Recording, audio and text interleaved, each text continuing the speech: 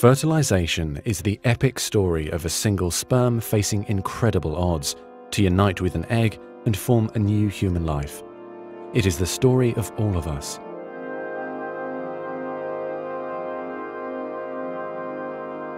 During sexual intercourse, about 300 million sperm enter the vagina. Soon afterward, millions of them will either flow out of the vagina or die in its acidic environment.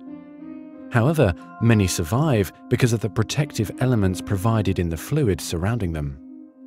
Next, the sperm must pass through the cervix, an opening into the uterus. Usually, it remains tightly closed, but here the cervix is open for a few days while the woman ovulates. The sperm swim through the cervical mucus, which is thinned to a more watery consistency for easier passage. Once inside the cervix, the sperm continues swimming toward the uterus, though millions will die trying to make it through the mucus. Some sperm remain behind, caught in the folds of the cervix, but they may later continue the journey as a backup to the first group. Inside the uterus, muscular uterine contractions assist the sperm on their journey toward the egg. However, resident cells from the woman's immune system, mistaking the sperm for foreign invaders, destroy thousands more.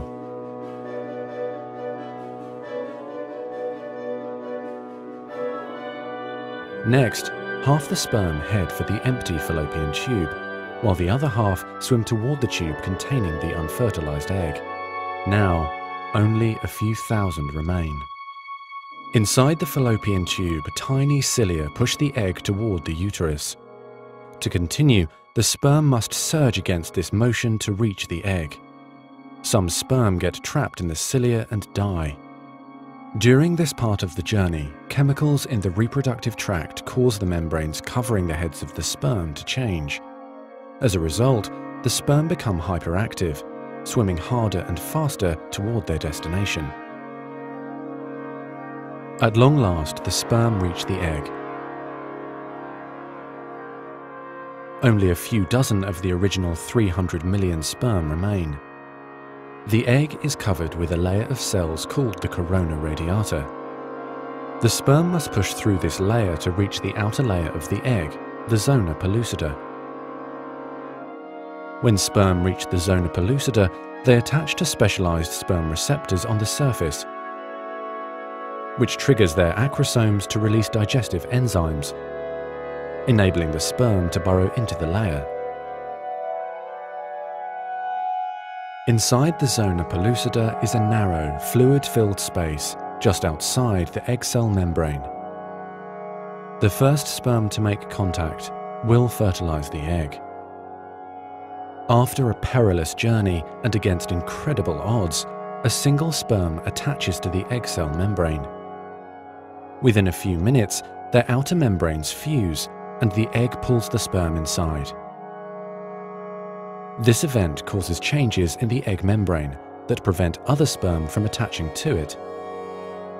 Next, the egg releases chemicals that push other sperm away from the egg and create an impenetrable fertilization membrane. As the reaction spreads outward, the zona pellucida hardens, trapping any sperm unlucky enough to be caught inside. Outside the egg, sperm are no longer able to attach to the zona pellucida. Meanwhile, inside the egg, the tightly packed male genetic material spreads out. A new membrane forms around the genetic material, creating the male pronucleus. Inside, the genetic material reforms into 23 chromosomes.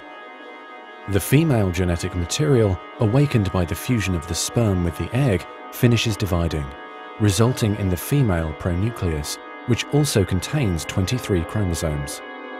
As the male and female pronuclei form, spiderweb-like threads, called microtubules, pull them toward each other.